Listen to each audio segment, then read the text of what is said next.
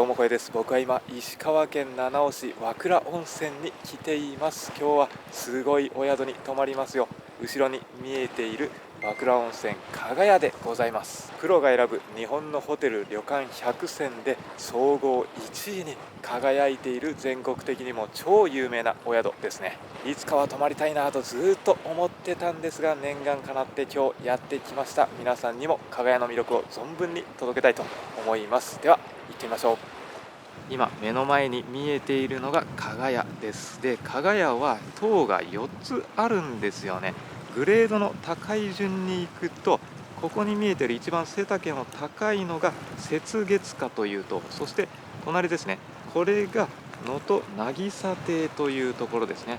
でもう一回戻って、この雪月花に隣接しているのが能登客殿というところ、そしてこの一番背丈の低いところですね、能登本陣というところがあって、この合計4つの塔が全て加賀屋になっています。厳密に言うと背丈の高い雪月花の一番上に浜離宮というところがあって、そこが最も豪華で専用のラウンジなどもあって、天皇陛下もご宿泊されたことがあるそうです。でこの辺海沿いにずらーっと温泉宿が連なっているので、加賀屋はもちろんですけど、その他にも魅力的な温泉宿が点在しているんですよね。いや本当に今日は天候に恵まれて、とっても綺麗な青々とした景色が広がっているのが分かりますかね。でこっちの方ちょっとズームしてみると、あそこに見えているのが能登島大橋という橋ですね。で向こう側左手に能登島があるということです。いや本当に能登半島は細長くずらーっと緑の景色が連なっているのが、緑と青のコントラストが本当に綺麗ですね。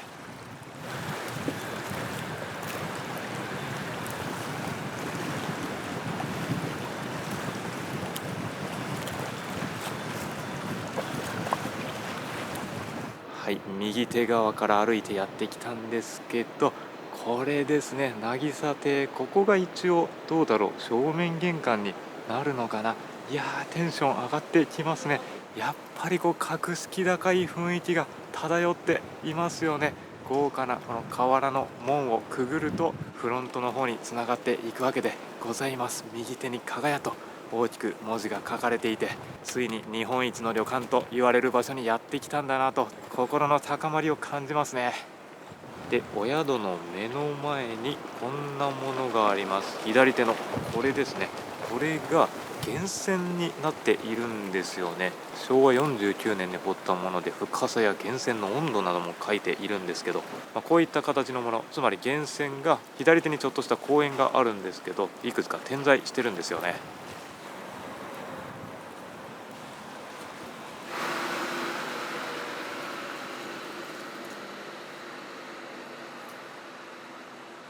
はい、ではこれからお宿の中に入っていきます。この加賀屋が日本一の旅館と言われるゆえんの一つに、スタッフの方々のおもてなしの心があると思います。お宿に到着した瞬間、本当に心の底から迎え入れてくれているんだなというのを感じ取ることができるんですよ。加賀屋の創業は明治39年1906年で、2022年第48回プロが選ぶ日本のホテル旅館100選で総合1位に輝いています。1位の座を譲ることはありましたが、なんと2015年の第41回までは36年連続総合日本一を獲得しているんですよね。とんでもない偉業です。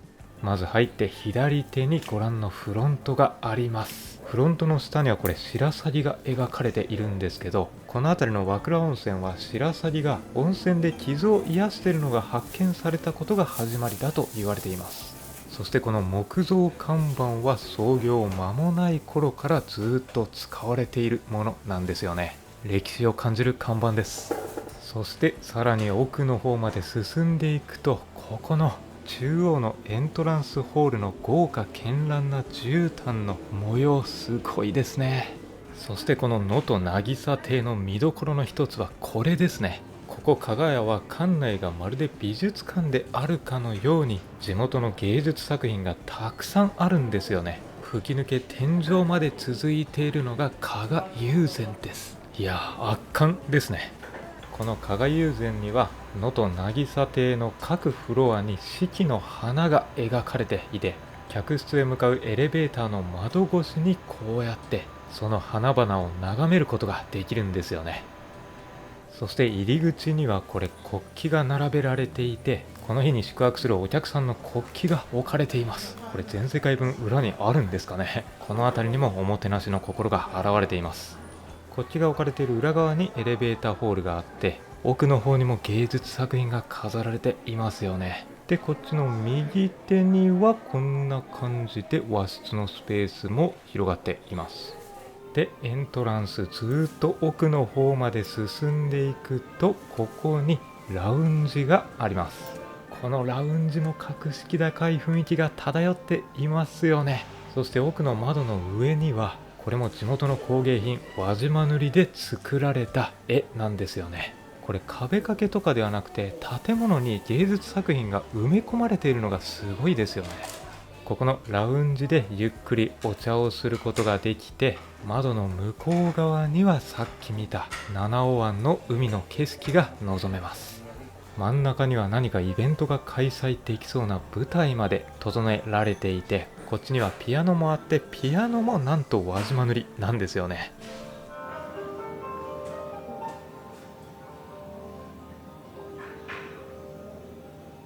宿泊者はチェックインの時間になると、ここのラウンジでフリードリンクをいただくこともできます。七尾市出身のパティシエ辻口博信さんプロデュースのお菓子雪吊りも置かれています。もちろん有料メニューもあって、ここにはお茶セットなどがあって、こっちにはこんな感じでドリンクメニューもあります。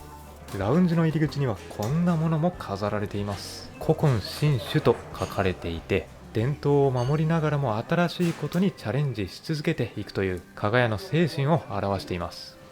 一度玄関の外に出てきてみたら、こんな感じでちょっとしたお庭のスペースがあるんですよね。で、ここに銅像がありますけど、この方がお宿の2代目の方になっていて、フクロウがこうやって右下にあるんですけど、これは天皇陛下がご来館された時に睡眠時間を削ってまで夜通しで接客に専念したというところから、そういう意味合いを込めてフクロウも右下にいるということなんですよね。このことからも加賀屋はおもてなしに本当に誠心誠意を込めてこだわっているということが伝わってきますよね。こっち側には鳥居もあって、奥の方に行くとまた海の景色を望むことができるスポットがありそうですね。はい、こんな感じでさっきのロビーラウンジからも見えた景色なんですけど、オープンエアになって気持ちのいい風を浴びながら、さっきよりも透き通った空気の中で綺麗な海を眺めることができますね。ここからだと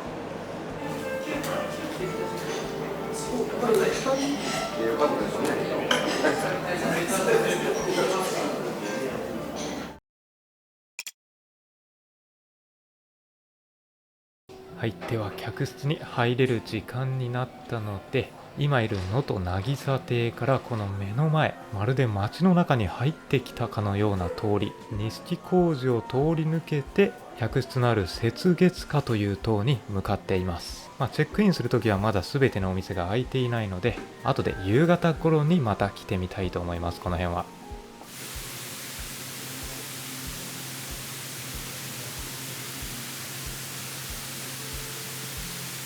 この左手も季節ごとに異なる芸術作品が置かれているようですが、目の前雪月花の1階にもラウンジスペースがあります。いや、なんかこう水に浮かんでいる場所であるかのような素敵な空気感ですよね。ここのテーブルの表面にも石川県の伝統工芸九谷焼が用いられています。で、客室へと続くエレベーターはもっと奥の方にあります。この左側もちょっと小上がりの畳の輪のスペースが素敵ですね。真ん中に階段がありますけど、ここを登っていくと、ここにはバーがあるんですよね。ちょっとこう宙に浮かんでいるかのような特別感のある空間で、石川はよく雨が降るエリアで、弁当は忘れても傘は忘れるなということわざがあるぐらいなんで、この上の木の囲いは傘をイメージしているみたいです。お酒のメニューもこんな感じでたくさん取り揃えられていますね。気になる人は一時停止をして見てみてください。そしてさらに奥の方まで進んでいくと、このバーの下もすごい上質な空間ですね。広々ソファーと噴水、そしてその上にきらびやかな照明まであって、ここにいるだけで非日常体験を味わえそうです。目の前にあるのが客室へと続くエレベーターです。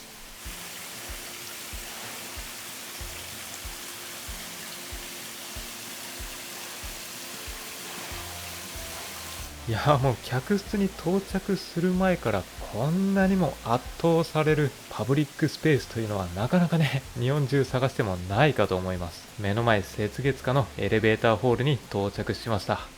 エレベーター前にもこれ目を引く作品です。輪島塗なんですけど、魚の鱗とかにアルミ板が施された特徴的なものになりますね。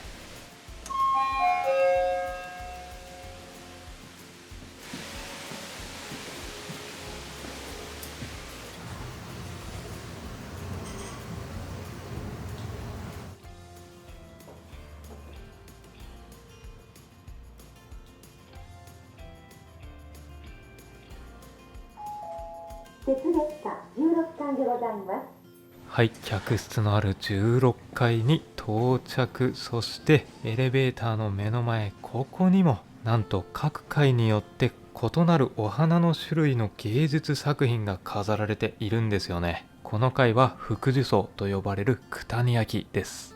冒頭でも言いましたが、ここの加賀屋は4つの塔があって、グレードの高い順に雪月花、能登渚亭、能登客殿、能登本陣とあって、今回僕が泊まるのが雪月花特選会というタイプの客室です。ここの一番奥、突き当たりのお部屋ですね。廊下にも生け花やご覧の九谷焼芸術作品が飾られています。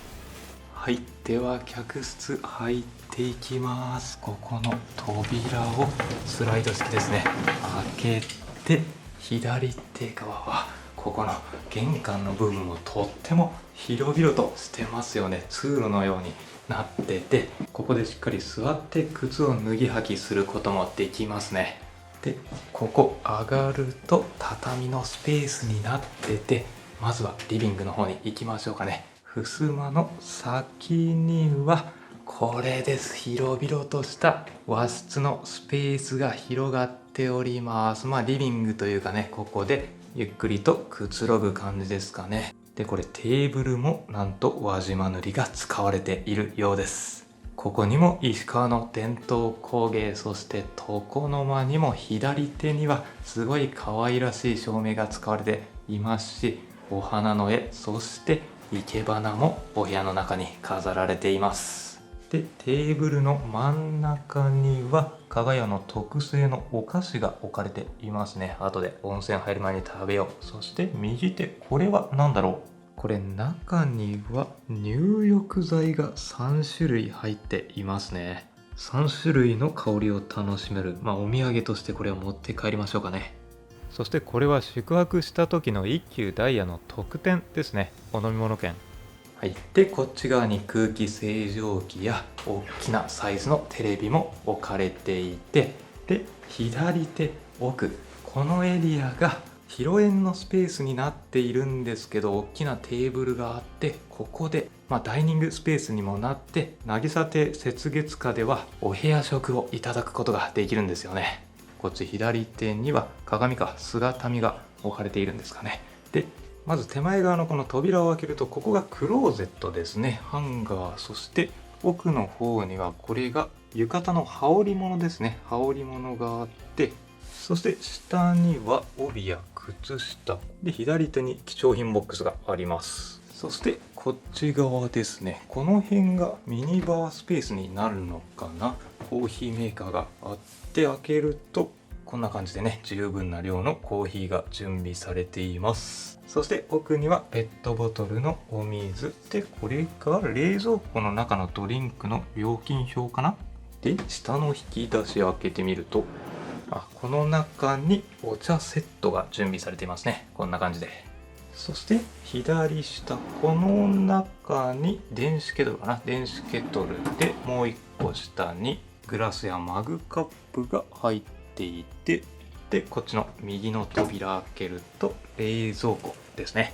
下に栓抜きがあって、奥の方に瓶ビールがしっかりとありますね。で、この辺は地元のドリンクがこうやって取り揃えられているのはいいですね。塩サイダーや加賀棒茶、この辺にはリンゴジュースやオレンジジュースもあります。そしてこっちの奥が寝室ですね。いやすごいなこれ。なんて贅沢な広々とした客室なんだ。和室ですけど現代のニーズに応じてこうやってツインベッドが並べられていますね。右奥ベッドルームにもテレビが準備されています。でベッドサイドにはミニテーブルが準備されていて、コンセントもこれ上にあるし下にもついているので携帯の充電もしっかりできます。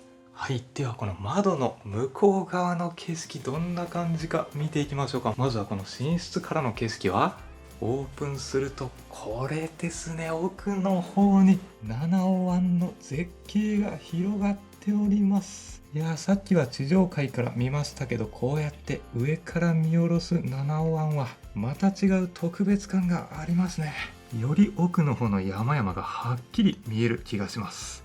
そして広縁の障子を開けてみるとこれは圧巻ですね。より窓が大きくなったのでさっきの寝室よりも開放的で明るい雰囲気じゃないですか。この七尾湾和倉温泉の魅力を存分に堪能できる雰囲気ですね。これはこの空間で過ごすのが楽しみですね。そしてこっちの和室リビングの方の障子を開けてみるとこっち側は街側のビューになっているんですよね。なので街のビューも楽しめるし、向こう側の七尾湾海のビューも楽しめると。この部屋の端っこに来てみるとまたここから見える景色素敵じゃないですか。はい、そしてまだ見てないところはもう一回玄関の方に帰っていきますけど、この玄関入ったところここにも扉がこんな感じでね可愛らしく丸型あるんですけど、ここを開けるとこれが寝室につながっているんですね。これ後ろにお手洗いがあるんで、深夜とかでもお手洗い行きやすくなってます。これでこうやって回遊性があるっていうのは利便性が高いですよね。でトイレはこっちですね。この扉の先がこんな感じでトイレになってます。トイレの中にもシンクがついてます。はい、でこれ右手にはお布団が入っていました。そしてこの先がここに洗面台ですね。洗面台が2つあるので今日は2人で泊まるので便利ですね。ここにもほら右手に生け花がありまして、で真ん中にこれポーチがありますね。この中にミニタオルが入ってるんで大浴場の時にこれ持っていけるのが便利ですね。でハンドソープやこの辺は各種アメニティが過不足なく揃っていますね。で左手にはハンドタオル、下にバスタオルがあって、ここの下にもこんな感じでアメニティ類が取り揃えられています。で下にドライヤーですね。パナソニックのドライヤーが入っていました。で左手に浴室、大浴場の温泉に浸かるのでお部屋の中でお風呂は入ることはないと思いますけど、バスタブとシャワーがこんな感じで設置されています。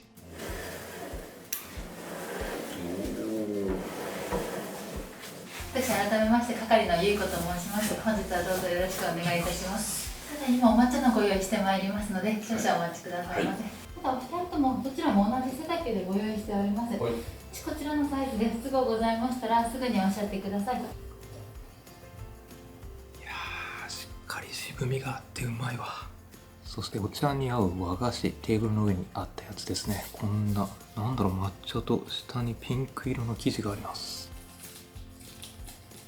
上がパウンドケーキのような生地で、下がねウイロといえばいいのかな。名古屋のふんわりとした食感ともちもちの食感両方味わえて、甘い香りがふわーっと口に広がっています。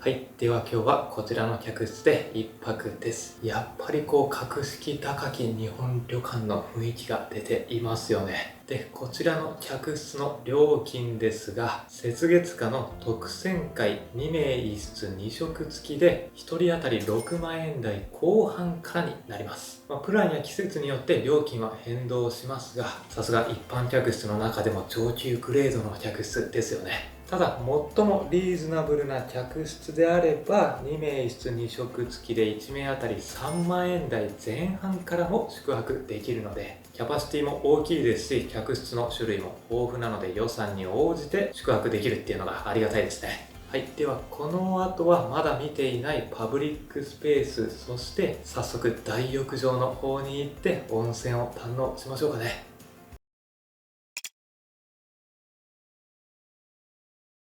はい、で大浴場に行く前に雪月花のこの3階に来てみたんですけど、この3階にもたくさんの芸術作品が飾られているんですよね。この辺ゆっくり見て回りたい場合は館内美術館ツアーというものも開催されているんで、チェックインの時にそれを申し込むのもいいと思います。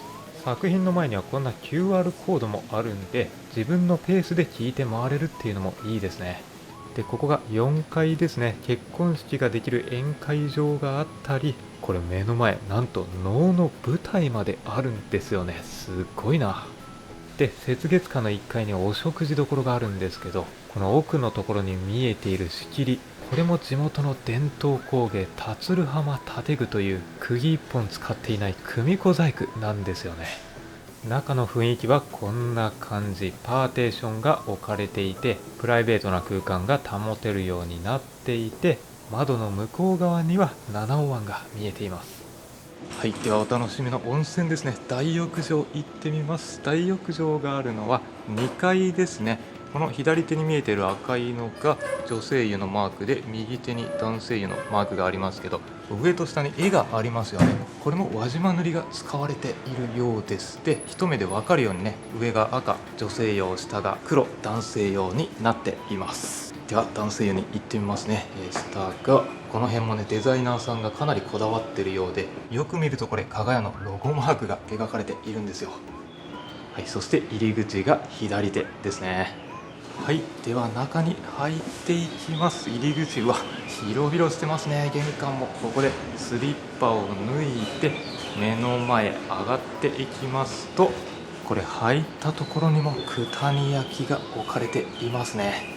畳があって、こんな感じでお休みどころが早速ありますけどね、なんとマッサージチェアがこれ無料で使えるんですよ。いやこれは嬉しいですよね。温泉にマッサージチェアは。そして入浴前は水分補給必須なので、飲み水も準備されております。はい、そしてこっちの右手に進んでいくと、ここが脱衣スペースになります。ロッカーがついていて、コインとか必要ないんでね、鍵付きで安心です。で向こう側、右手にお手洗いがあって、奥に洗面台ですね。洗面台もこうやって左右にたくさん並んでいますね。で各種アメニティ類、ここは男湯なのでメンズのものがちゃんと取り揃えられていまして、ドライヤーもあります。でこっちには温められた櫛ですね。はい、でこっち側入り口ですね。左手にハンドタオルやひげ剃りもありますし、バスタオルもこうやって完備されてるんで、お部屋の中から持ってくる必要がないのがありがたいですね、アメニティ類を。では大浴場入っていきます。はい、浴室の中入ってくるとね、ここすごいですよ。左手見てくださいよ。エレベーターがついてるんですよ。大浴場の中にエレベーターなんて見たことないですよね。大浴場が3つの階層にあるので、こうやってバリアフリーでエレベーターがあるんです。これちょっとね後で乗ってみます。まずは階段もあるので、一回この下の階に行ってみますね。はい、まずは内湯。いやめっちゃ広いなこれ。客室数が多い宿ですけど、これだけ大きな浴槽があったら快適に足を伸ばして入浴することができるでしょうね。で窓が見えていると思いますけど、この窓の奥にはこれです。1階なのでね、本当に目線の高さよりちょっと下ぐらいに海の水面が見えているんですよね。海と一体化したかのようなインフィニティの空気感を味わうことができるんですよ。いやーこれは素敵ですよね。七尾湾の景色を存分に味わえそう。でこれ外からは見えないようにマジックミラーのような形になっているみたいです。そしてこっちの右手に体を洗うスペースもあって、反対側ね、ちょっとこんな感じでほら流れていっている先には、こっちにも奥の方まで浴槽が連なっているんですよね。どうですかね、こっちの方が若干ぬる湯とかになるのかな、わかんないけど、で左側にもずらーっとこんな感じで体を洗うスペースもたくさんあるので安心ですね。左の方まで行くとこれです。こっちにも広々浴槽。いや、こう家族で来たとしても快適に過ごせそうですね、これだったら。はい、ではね、3階にちょっとこっから向かおうと思うんですが、これです。今1階にいるんでエレベーターを呼ぶと来てくれますよ。はい、オープンします。いや、すごいな。お風呂の中でエレベーターなんて初めて乗ったわ。はい、まず3階です。2階にもこれ露天風呂があるんで後で行ってみますね。はい、ここが3階部分、一番上の階になって、一番上にもこの広々浴槽がありますね。ここからも左手、海の景色望めますね。ここが一番高さがある形で海の景色を望むことができそうです。で、右手、ここの小さい浴槽が水風呂になってるんですよね。水風呂があるということはあれがあります。この辺体を洗うスペース一番上の階にもあって、これですね、サウナルームでございます。サウナはね、左でちゃんとこうタオルが準備されていて、入ってみますと、はい、こんな感じでサウナエリア広がっております。いや、もう温泉があったらね、サウナ必須なのでこれは嬉しいです。はい、でもう1階、2階ですね、脱衣室があるところに来て、ここです。露天風呂もあるので出てみます。外出てきまして、右手にオープンエアで海が広がっていますが、これですね、露天風呂。露天風呂もね、かなり広々とした空間になっていますね。で、こんな感じでね、ちょっと右手が斜めになってるんで、ここに背中を預けるとだらーんとくつろぐことができるんですよね。で、こんな感じでこうピクチャーウィンドウのようにね、目の前海の景色が望めて、奥から気持ちのいい風がやっぱり露天風呂は入ってきていますね。で、露天にもこっち左手と右手ぐるーんと振り返ったところに体を洗うスペースがありますね。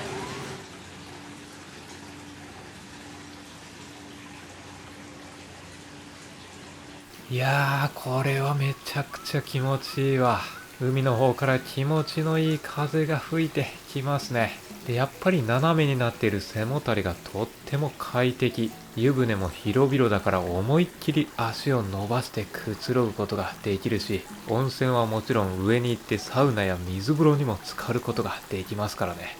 泉質はナトリウムカルシウム塩化物泉の弱アルカリ性で、癖のないお肌に優しい泉質ですね。湯の温度もちょいぬるぐらいで長湯を楽しめる感じですね。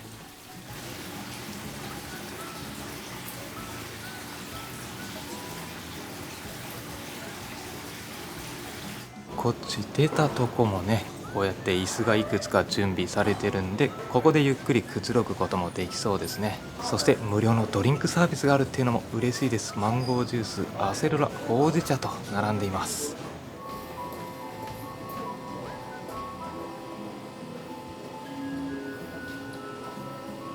ここのお土産どころ花のれんは石川県ならではのお土産が立ち並んでいて、加賀屋オリジナルのお土産などもありますね。これはさっき客室で食べた茶菓子のゆうなぎですね。で、雪吊りも販売されていますけど、パティシエの辻口さんのカフェがこの加賀屋から徒歩圏内にあるので、そこも翌日訪れたんですけど、創造性あふれる美味しいケーキをいただいてきましたよ。ぜひ一緒に訪れることをお勧めします。向かい側にはこんな感じで雑貨類も並んでいます。そしてここには花錦というお酒の専門店ですね。中には能登のお酒や北陸のお酒、加賀屋オリジナルのラベルのお酒などが販売されています。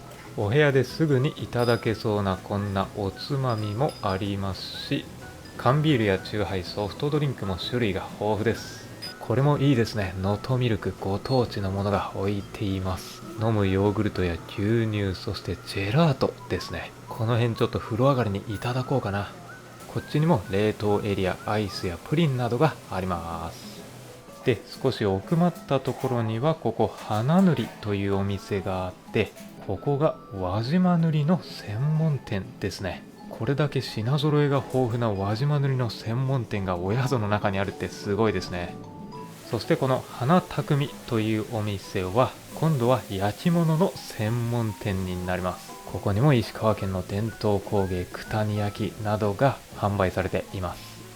いやー、温泉気持ちよかったで、風呂上がり売店でちょっと気になるもの見つけて2つも買っちゃったんですけど、これがね、能登の極上素材プリンって書いてて、人生最高のプリンを更新しますって書かれてたんで、どんなものか気になったので買っちゃいました。800円です。ただこれはちょっと解凍までに時間がかかるので、夜温泉に入った後食べようと思います。で、もう1個能登ミルクアイスです。これも地元のものでうまそうですね。こんな感じ、いただきます。シャリッとした食感に濃厚なミルクがうまいですね。風呂上がりに冷たいものはやっぱ最高だな。今パブリックスペースの花いかだというところに来てるんですけどね、もうこの辺りどこに座っても特別感を味わえましてね、ほんと綺麗ですよね。雰囲気伝わりますかね。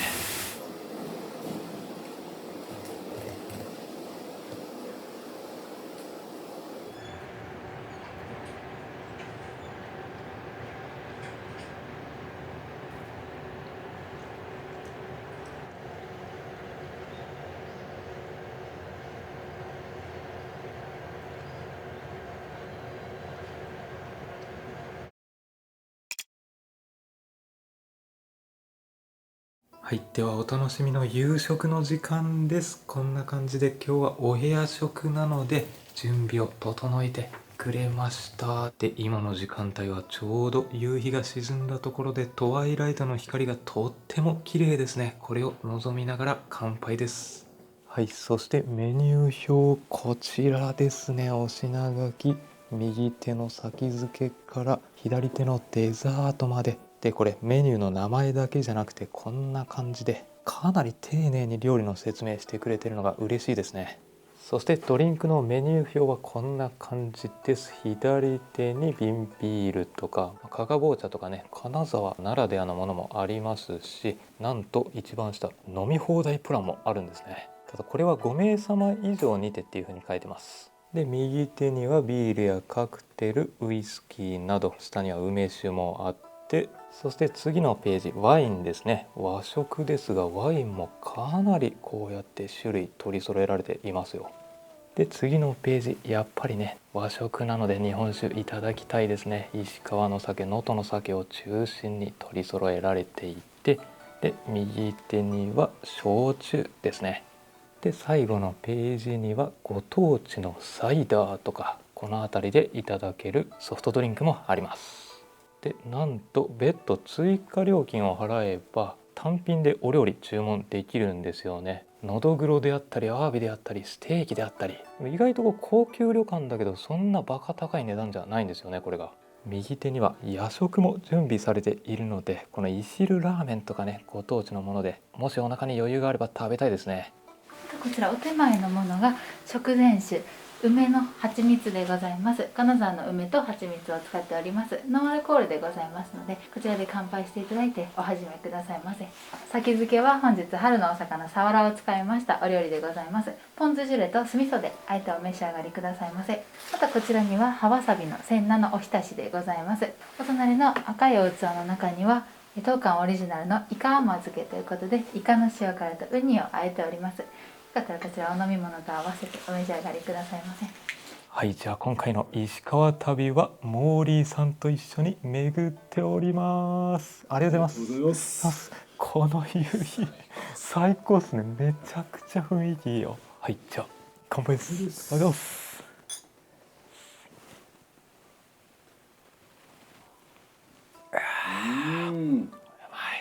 うまいっすね。梅蜜ですね。梅の存在感はめっちゃあるけど、めちゃくちゃうまくまとめられてますね。確かになんか梅で濃厚な味はあるにもかかわらず、すごいさっぱりとした薄味な感じ、なんかすっきりしますね。口の中が。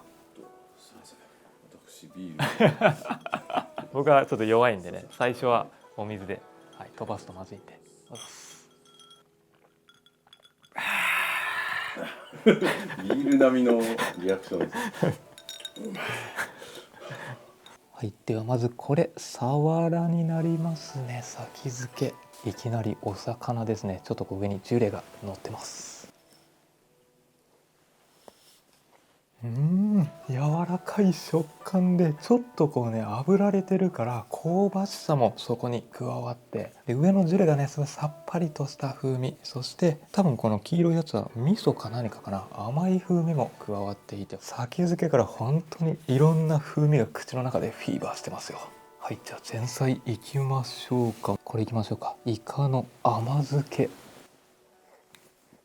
ねっとりとしたこのイカの甘みにさらにウニがねすごい濃厚な感じで口の中に広がっていく。いやー贅沢すぎるわこれは。いやイカが甘いんでねちょっとこう辛みがあることで中和されてる感じがいいんですよね。はい、でこれが千菜のおひたしって書いてますが、こんな感じ、緑色の。これうまい。葉わさびのことですね。ちょっとこう辛みがあるんですけどシャキシャキ食感にこんなものも入ってます。卵、昆布か。食感が最高。お野菜の甘みに絶妙な辛さ。はい、でこれ菜の花コロッケ、どんなものが入ってるんだろう。菜の花に中にクリームソースが入ってるんですっごいクリーミーですね。これもうまい。はい、で次これです。ちょっと見た目は一番テンションが上がるんですね。三色団子、三色ゆり根ですかねこれは。ゆり根。なんかお芋とか豆っぽい自然本来の甘さがあるっていう感じですね。程よい甘さでうまい。はい、でこれがバイ貝です。めちゃくちゃでかいわ。バイ貝この辺のあれなんですかね。やっぱ昨日七尾ですごいバイ貝あったんです。弾力あってうまいな。多分ねこれなんかだしか何かが入っていて和風の味付けがしっかりされててうまいですね。先吸い物ということで中にハマグリの心臓が入っております。で塩仕立てで少しお塩でさっぱりとしたお味になっておりますので、よかったらこちらは温かいうちにお召し上がりください。はい、じゃあお吸い物ですね。これもうまそう。うまい。これですよね、落ち着く味わい。このやっぱ旅館の椀物って最高ですよね。おかわりしたいぐらいこんな少量じゃなくて。で中に入ってるのがなんとハマグリ心臓ですね。心臓、海の風味が口に広がっていきますね。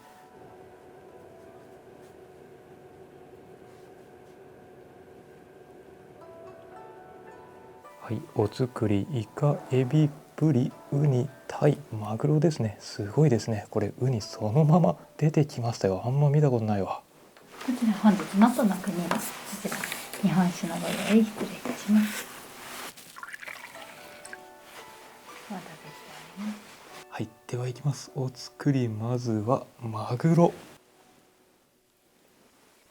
いやーマグロとろけていきます。口の中で生臭さは皆無で、醤油はやっぱり九州に比べるとちょっと辛口ですよね。でもお魚が甘いんでね少し辛みがあるっていうのもいいですよね。そしてブリでございます。いや弾力がすごい、歯ごたえがある。お魚にすごい厚みがあるんでね、噛みしめることにお魚のうまみが広がっていくわ。そしてタイです。タイも甘くてうまい。そしてイカ、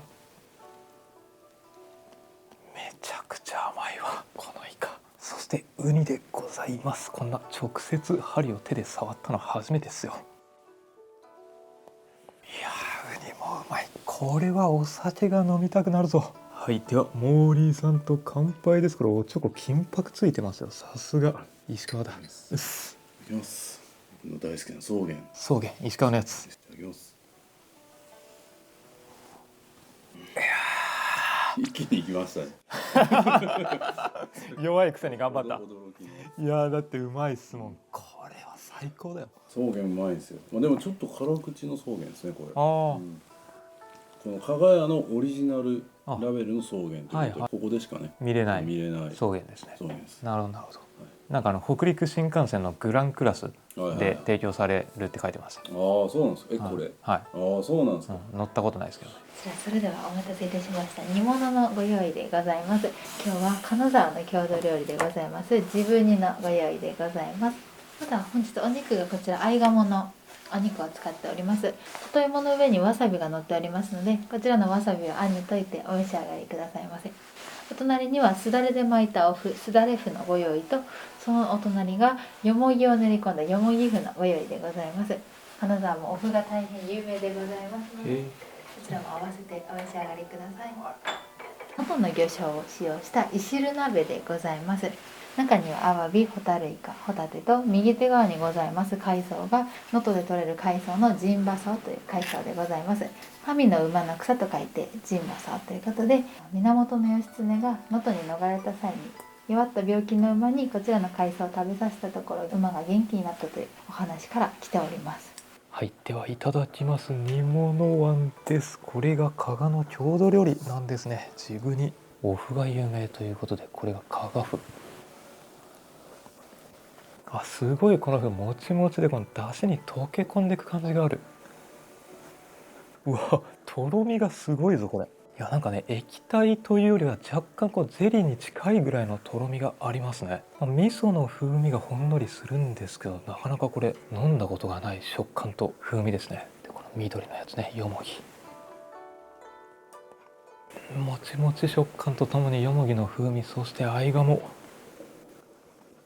この和風の出汁の椀物にほんのりと味噌が加わってとろみが加わった感じ。汁鍋は能登の。汁は能登のお料理でございますので、こちらも失礼いたします。さっきの治部煮は加賀の郷土料理で、このい汁鍋は能登の郷土料理なんですね。中にもね、麩が有名ということで、花麩がこっちにも入ってます。もちもち、そしてアワビです。贅沢にコリコリ食感最高だ。だしも、いやーうまい。このイワシやイカ、塩を原料とした魚醤ですね。醤油ベースのだしになりますかね。確かに他ではなかなか味わえないこの海鮮の風味もしっかりと出つつ、イカベースの醤油の汁って確かにあるようでないですもんね。でこれどうだろう、皮見る限りこれは金目鯛なのかな。いやーホクホクでうまい。このお魚も、いやーお酒が進むぞ。いやー日本酒とも合うわ。最高。こちらソースをかけさせていただいて、少し蒸し焼きにさせていただきます。こちらが自家製の醤油ベースのソースでございます。失礼いたします。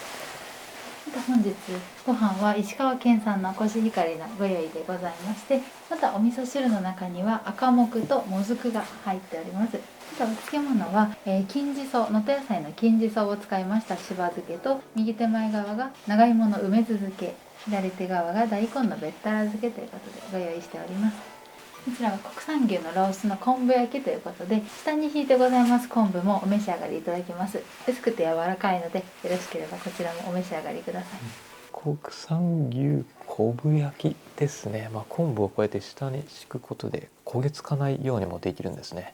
下にネギとかもありました。いただきます。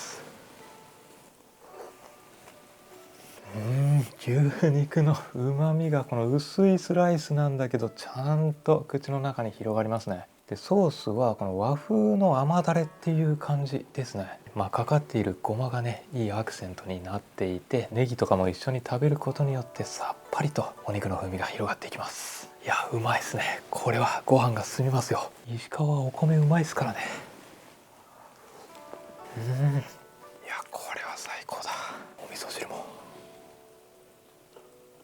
何この味噌汁もうまい。もずくが入ってとろみがあるんだけど、どうだろう、これなんか酒粕か何かが入ってるのかな。なんか若干甘い風味、甘酒っぽい風味もするので、上品な味噌汁ですね。これはお待たせいたしました。こちらデザートは本日道明寺蒸しのご用意でございます。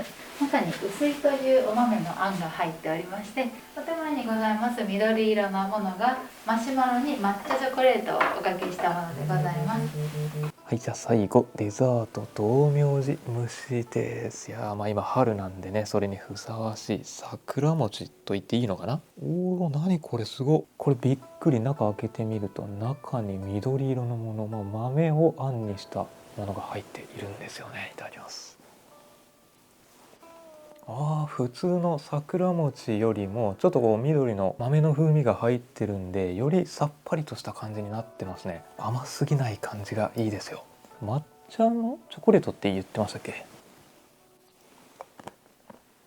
表面がチョコレートのカリッとした食感で、中もちもちですね。いやこの和菓子は番茶がまた美味しいぞ。いやー最高やわ。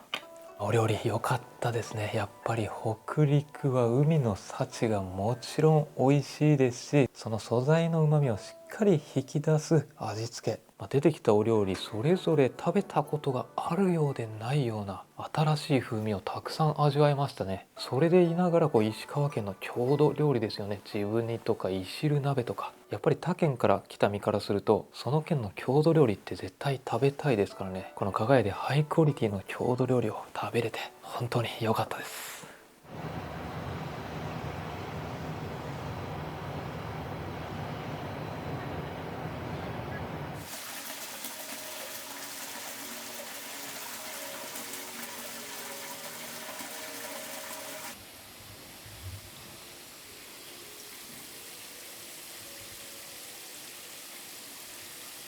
はい、そして今10時半なんですけど、ちょっと小腹が空いてきたので、これいしるラーメンを頼んじゃいました。めちゃくちゃいい匂いが漂っていてうまそう。これ道民院とかだったらこういう夜泣きそばが出てきますよね。食べたくなっちゃうんですよね、この時間帯に。絶妙だわこれ。夜食食後にぴったりのあっさり醤油ベースのスープですよね。でいしるなんでね、さっき夜ご飯の時も出てきましたけど、イカとかイワシ、海鮮の風味がほんのりと香る。で海鮮風味なんで、この中にある海苔がねうまくマッチしていいアクセントになってるんですよ。いやでこのルームサービスで美味しいラーメン1000円で食べれるってかなりリーズナブルと思いますね。この高級旅館でこれ2人で割ったら500円ですからね。いやさっきしっかりご飯食べたんだけどね、これだったら全然入るわお腹に。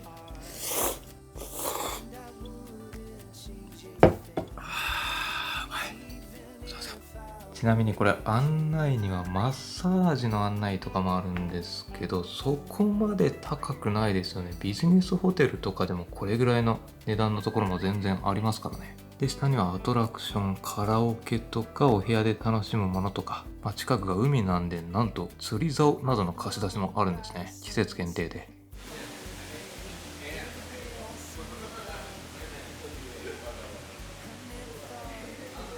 はい、夜のお風呂使ってきました。浴槽の中の斜めってるところに体をダラーンと預けてね、ゆっくりとできましたし、サウナにも入ってお風呂出た後はね、マッサージチェアでリラックスしてましたよ。はい、では夕方に買ったこの能登の極上素材プリン食べてみます。どんな味すんだこれ。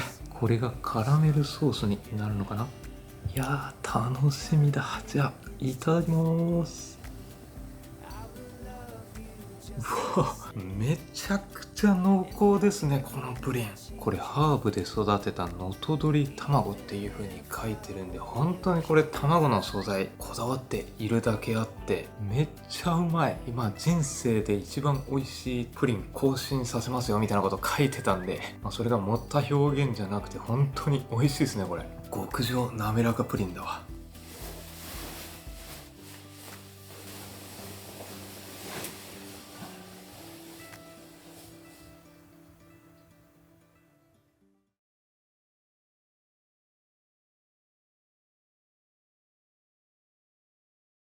はい、おはようございます。朝です。いや、今日もこんな感じでよく晴れていますね。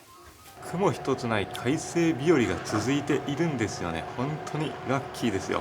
朝からこんな景色を見ると一気に目が覚めますし、すがすがしい気分になりますよね。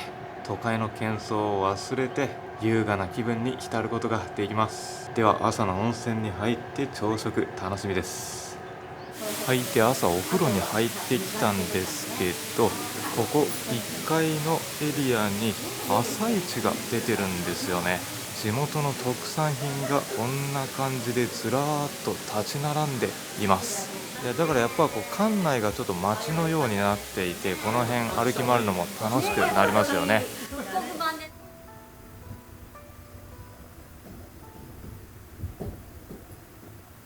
下ににあります笹ガレイの一夜干しと鮭をこちらで焼いてお召し上がりいただきます。また干物の下には温泉卵でございます。隣の出汁に割り入れていただいて、ただ出汁がその際跳ねますのでお気をつけくださいませ。あとこちらが赤木といしるのドレッシングでございます。サラダにお使いくださいませ。その隣のもずくが、こちらは絹のように細いことから絹もずくと言われております。煮物の中にはがんもどきが入っております。おつは熱いのでお気をつけくださいませ。こちらの箱の中3つ並んだご飯のお供が入っております。こちらは左手から順番にカマスの南蛮漬け、真ん中にはこちら赤ずいき、加賀野菜がございます。一番右手側には能登野菜の中島菜と申します菜っぱと海苔の佃煮を合わせております。少し葉っぱの食感が加わりますので、ぜひよかったらお召し上がりください。こちらのお鍋にはお味噌汁が入っております。中には茶碗豆腐と呼ばれるお豆腐が入っております。こちら手前のお椀によそっていただいてお召し上がりください。ご飯にかけていただくちりめん山椒ということで、お土産も実は下に売店の取り扱いもございますので、ぜひよかったら個包装なので食べやすくなっております。あと能登ミルクヨーグルトもですね、お手前にございますストローを使ってよく振ってお召し上がりくださいませ。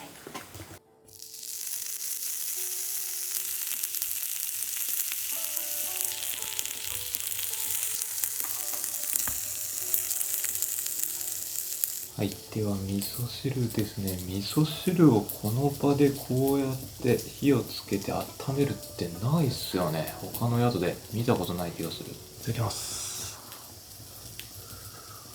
熱々でうまい。豆腐も大きくてふわふわですよ。はい、で焼き魚。いやー、お魚も焼きたてだとうまいわ。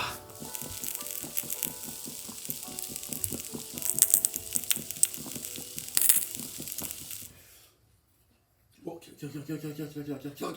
た近っ。おお、すごいな。なんであんな全然こう軌道修正が早いですよね。飛行機とは絶対できない。うんあんなんやったら墜落するわ。